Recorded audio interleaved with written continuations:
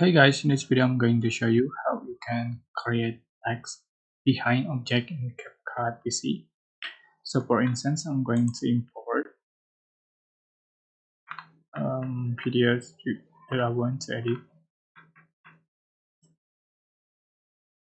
and add to the track. And I'm going to add text, select default text, and just for the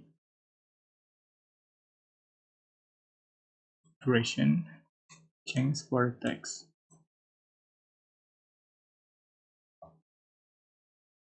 You can resize, change for the font size and font style.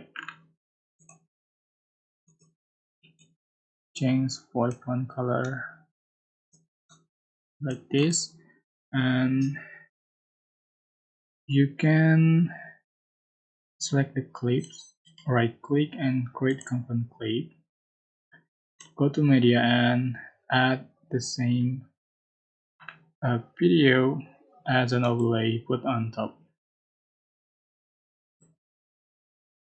and remove the background. So select cut out and select auto cut out. We go. You can see the text is behind object. I hope the tutorial was useful for you. Don't forget to like, comment, share, and also subscribe. Thank you so much for watching.